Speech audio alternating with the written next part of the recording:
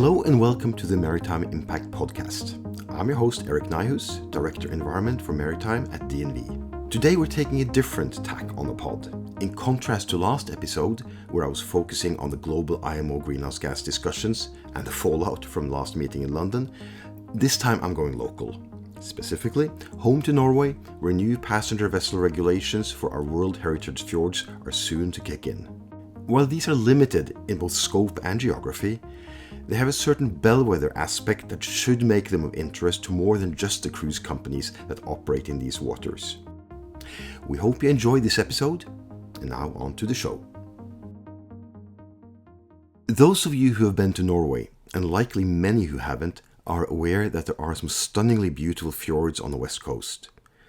They're so exceptional that two of them, the Geiranger and Nærøy fjords, were added to UNESCO's World Heritage List 20 years ago, back in 2005. The UNESCO designation imposes conservational responsibilities on Norway.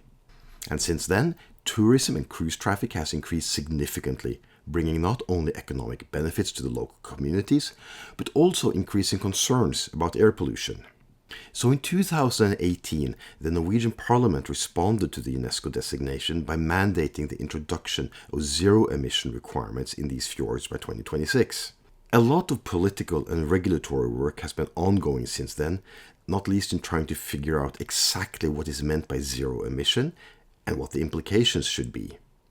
A proposal for zero-emission requirements for cruise ships, tourist boats and ferries in the World Heritage Fjords was prepared by the Norwegian Maritime Authority back in 2023. Since then, it has been working its way through consultative, regulatory and not least political processes. This concluded back in April, and now we are on the cusp of new regulations coming into force on 1st of January 2026, just around the corner.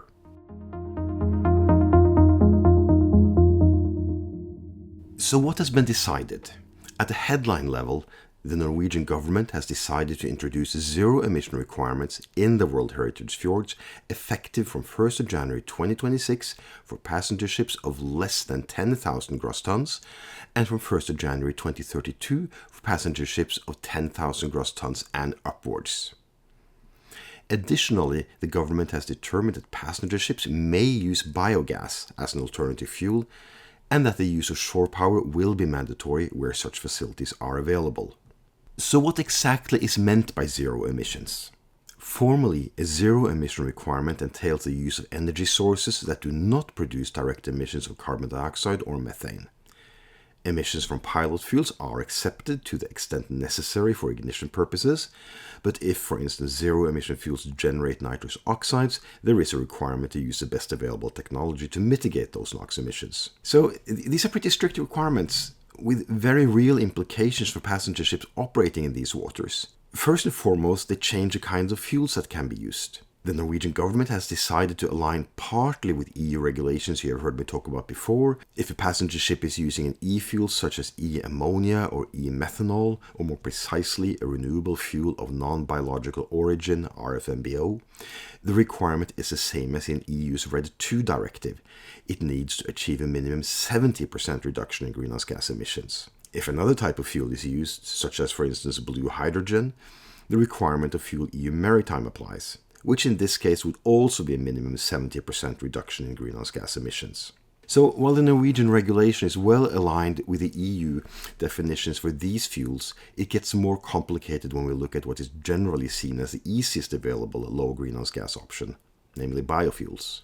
The biggest deviation from the EU approach in its regulation is that the World Heritage Fjord regulation simply does not allow the use of liquid biofuels, regardless of their greenhouse gas footprint. Biogas is allowed, but is also subject to tighter constraints than what's found in the EU frameworks.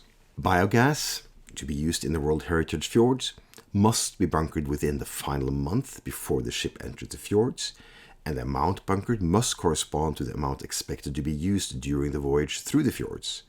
But most importantly, the biogas must be kept separate from fossil fuels until it is bunkered on board the ship. Norway has explicitly ruled out accepting certificates based on a mass balance system, And given the nature of supply chains and the commingling of fossil and biogas that normally happens in existing fuel supply infrastructure, this is a significant hurdle for becoming compliant by using biogas. In reality, and given what we see in the bunker supply industry, it really eliminates biogas as a practical compliance option. While fuel choice is the trickiest aspect of the regulation, it's not the only thing covered. It also mandates the use of shore power, but with the important caveat where such facilities are available. In this context, available to the ships means two things. The ship and the port must have compatible shore power connections, and the port must be able to deliver the necessary power to the ships. The Norwegian government will be offering financial support for the construction of shore power facilities in the fjords, but that will take some time, of course, to actually become available.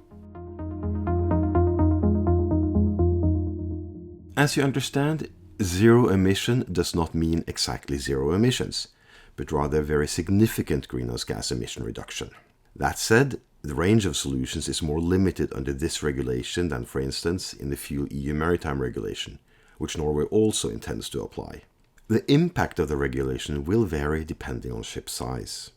If your vessel is below 10,000 GT, the requirements come into force on 1st of January 2026, and you may very well be unable to comply.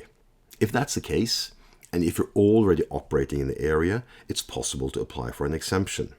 But exemptions may be granted for a maximum of 2 years at a time, and in any case not beyond 31st December 2029. For ships above 10,000 GT, the requirements take effect on 1st of January 2032, and there are no provisions for exemptions. You will simply need to comply, and if unable, you will not be allowed to operate in these waters. Seeing that there will certainly be no supply chain for compliant fuels available by 2026, and with 2032 being highly uncertain, it's not unreasonable to expect a significant shift of especially larger cruise ships to other destinations, leading to a reduction in cruise-related tourism in the World Heritage Fjords. While we do expect to see some battery and hydrogen-powered projects in the fjords, in the short and medium terms, these will involve smaller ships and are not expected to generate activity at the level we see today. In the broader sense, I want to highlight what I've been talking about on previous episodes of the pod. Regardless of development at the IMO on its net zero framework, many countries are introducing domestic regulations for their own reasons. These regulations may simply create additional costs. Various national emission trading systems popping up around the world is a good example. Or they may create very real barriers that change the way ships operate or the way business is done. The Norwegian World Heritage Fjord Regulation is an example of the latter.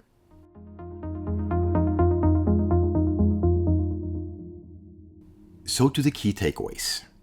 The World Heritage Fjord Regulation kicks in from 1st of January 2026 for ships below 10,000 GT and from 1st of January 2032 for those at or above 10,000 GT. Vessels must be zero emission, where the definition of zero emission links to existing EU legislation, but with significant additional constraints. As a result of these requirements and the limited fuel options available, we expect a substantial shift of cruise activity to other destinations, particularly from 2032 onwards.